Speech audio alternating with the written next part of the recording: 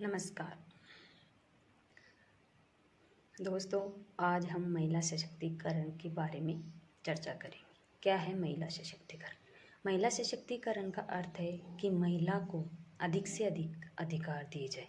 अधिकार तो हैं, लेकिन जब तक उन अधिकारों के बारे में महिला को पता नहीं होगा तब तक महिला सशक्तिकरण के बारे में विचार करना भी व्यर्थ है। महिला सशक्तिकरण का अर्थ है कि महिला समाज की धुरी है। महिला समाज महिला से शुरू और महिला पर ही खत्म होता है। इसलिए महिला सशक्तिकरण का होना जरूरी है। आज देखते हैं कि सरकार के द्वारा भी महिला सशक्तिकरण के लिए कई योजनाएं बनाई जा रही है, लेकिन ये योजनाएं तभी सार्थक हो सकती हैं जब महिला को उन योजनाओं के बारे में उसको स्वयं को पता होना चाहिए। आज यदि हम देखें कि महिला को समाज में दूरी समझा जाता है, और हम ये देखते हैं कि हमारे इतिहास में पुराणों में भी महिला को के बारे में ये कहा जाता है कि जहाँ महिलाओं की इज्जत होती है वहाँ देवता निवास करते हैं। लेकिन वर्तमान में ये देखें तो ये वास्तविक नहीं है, क्योंकि आज इस युग में, इस वर्तमान में देखें, समाज में देखें तो आज महिला को देवता नहीं बल्कि महिला को एक निम्न कोटि, या हमें ये समझे कि एक उस वस्त्र के समान समझा जाता है जिसे पहन लिया और जब मन चाहा तब उसी वस्त्र को उतार दिया। लेकिन जब हम ये अपने पुराणों में देखते हैं, अपने इतिहास में देखते हैं, तो ये पता चलता है कि महिला समाज कहे, देश कहे या राष्ट्र कहे, तो ये विकास तभी हो सकता है जब महिला का सम्मान किया जाए, उसकी प्रतिभा का सम्मान किया जाए। जब तक आप महिला का सम्मान नहीं करेंगे, सम्मान से तात्पर्य ये नहीं है कि आप उसकी आरती उतारें, बल्कि ये कि जो उसके मन में इच्छा है, जो उसकी प्रतिभा है, उस प्रतिभा को पहचाने, उस प्रतिभा का सही काम में, सही दिशा में लगाए। इसलिए महिला सशक्तिकरण का तात्पर्य यही है कि महिला में जो प्रतिभा है, उस प्रतिभा को महिला में प्रचार करने का अधिकार दिया जाए। आज हम देखें कि हर देश में महिला के आगे हैं। इसलिए ये नहीं है कि उसके पीछे वह स्वयं जिम्मेदार, स्वयं की प्रतिभा नहीं, स्वयं की नहीं है, उसके पीछे पुरुष का भी हाथ है। महिला सशक्तिकरण तभी कायम होता है, तभी विकसित हो सकता है जब महिला की प्रतिभा का उसके पुरुष से तात्पर्य है कि उसके पति के द्वारा, पति नहीं बल्कि एक महिला यानी एक जो नारी है, एक नारी का जो छोटा रूप यानी बालिका है, उसकी प्रतिभा का उसके माँ बाप से, उसके पिता, उसके भाई से भी हो सकता है। जब तक आप महिला सशक्तिकरण तभी वास्तविक रूप से सामने आ सकता है जब महिला को उसके अधिकारों के बारे में स्वयं जानती हो, बल्कि उसमें जो प्रतिभा है उसका वह उस प्रतिभा को निखार सके।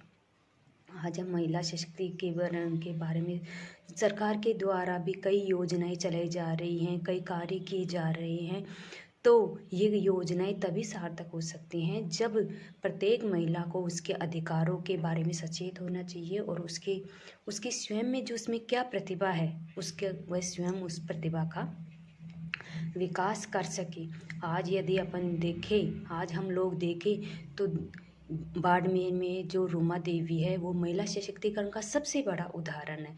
देखो ना, वह कैसे एक महिला थी, उसने बचपन में जो कार्य सीखा उसका फिर बाद में उसने उसी कार्य को लगन के साथ किया, तो आज वह महिला सशक्तिकरण का सबसे बड़ा उदाहरण बन गया है। और आज उस बचपन में सीखी हुई प्रतिभा के कारण आज वह में 22,000 महिलाओं का रोजगार का साधन बन गई है।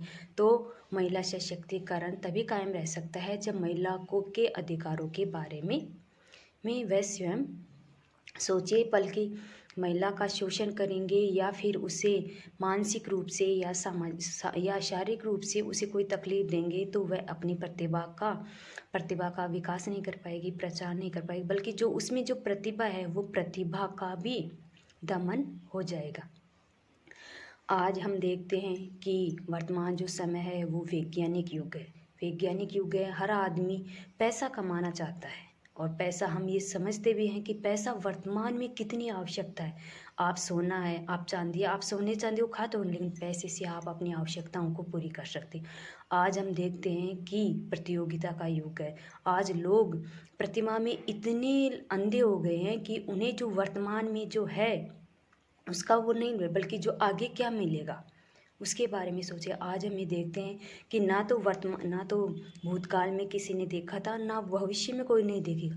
तो यदि हम इन भूतकाल और भविष्य के बारे में ना सोचकर यदि हम जो आज है उसे बेहतर करेंगे तो हमारा कल अब आने वाला कल अवश्य अच्छा होगा। आज कंपटीशन का ज़माना इतना है कि एक पद होता है और कई लाख आ जाते हैं।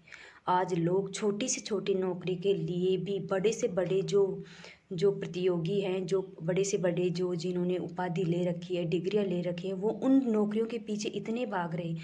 क्या हम वर्तमान में यदि देखें तो क्या पढ़े लिखे के लिए क्या नौकरी सबसे बड़ी ज़रूरी होती है? नहीं, नौकरी सबसे बड़ी ज़रूरी तो है, लेकिन यदि आप उस नौकरी के पीछे अंधाधुंध होकर के और अपने जो इतने दिनों तक जो मेहनत की है उसको यदि आप बेकार कर दोगे तो उसका कोई मतलब ही नहीं। यदि आप में कुछ है, आप में यदि कुछ करने की लगन है और आप कुछ कर सकते हो, आप में अपनी प्रतिभा है, तो उस प्रतिभा को सरकारी नौकरी के लिए क्यों मोहताज कर रही हो? यदि आप में अपनी प्रतिभा है तो उस प्रतिभा को निखारी, और प्रतिभा का निखार है कि स्वयं का तो विकास करे, बल्कि जो लोग शिक्षित हैं उन लोगों को भी अपनी प्रतिभा के बारे में बताएं। प्रत्येक व्यक्ति में अपनी एक अच्छा गुण होता है, उस गुण का उसे पता नहीं होता है, लेकिन दूसरे लोग उस गुण को पहचान कर भी उसे इग्नोर कर देते हैं, उसे उसकी प्रतिभा का पहचान। लेकिन प्रत्येक व्यक्ति यदि अपनी प्रतिभा के बारे में समझे और जाने तो वह अपनी प्रतिभा का स्वयं विकास कर सकता है। आज के समय में व्यक्ति अपनी आवश्यकताओं के पूर्ति के लिए इतनी अंधाधुंध, या हम ये कह सकते हैं कि इतनी आंख बंद करके आगे बढ़ रहा है, तो उसे वर्तमान के बारे में कुछ भी पता नहीं है। वर्तमान के बारे में क्या हो रहा है क्या नहीं। वह बुरा खा लेगा, बुरा पहन लेगा, लेकिन वह ये नहीं समझेगा कि यदि मैं आज अपने ये बुरा ये खा रहा हूँ या पहन रहा हूँ तो आने वाले समय में भी ये मैं पूरा खाने को तैयार हो, लेकिन मुझे सरकारी नौकरी मिलनी चाहिए। क्या सरकारी नौकरी हम इसलिए प्राप्त करना चाहते हैं कि उस सरकारी नौकरी पर जाकर के हम ऐश करें, या फिर हम आलसी बन के क्या करें? आज हम देखते हैं नौकरी के लिए लोग इतने भाग रहे हैं, लेकिन क्या हमने ये सोचा है कि सरकारी नौकरियों में शिक्षा का स्तर कैसे है? आप ये देखते हो कि जहाँ प्राइवेट टीचर्स हैं वो इतने अच्छी तरीके से पढ़ाते हैं कि बालक का मानसिक विकास होता है, लेकिन आप यदि सरकारी स्कूलों की स्थिति को समझे तो उनकी शिक्षा जो स्तर है वह नीचे जा रहा है। वह नीचे इसलिए जा रहा है कि जो सरकारी स्कूल में जो टीचर्स आए हैं वो उन्होंने जो पहले अपनी दुख की स्थिति जो प्राप्त की थी, उस स्थिति को पूरा करने के लिए आज सरकारी स्कूलों में जा कर के ऐश कर रहे हैं। वो ये नहीं सोच रहे कि हमने जो स्थिति जो प्राप्त की है, हमने जो आज सुख का दिन है वो किस कारण, क्योंकि हमने दुख भोगा है। तो दुख भोगा है तो हम ये चाहें कि आने वाली जो पीढ़ी है वो इस दुख को न भोगे।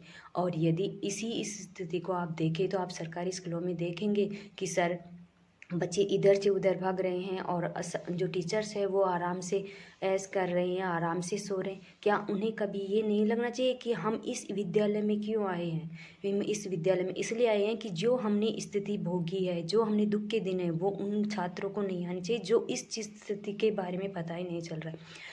आज आप देखें तो वैज्ञानिक युग में या प्रतियोगिता का जो युग है, इसमें लोग इतने अंधाधुंध हो रहे हैं कि वे व्यक्ति स्वयं के बारे में ही सोचते हैं।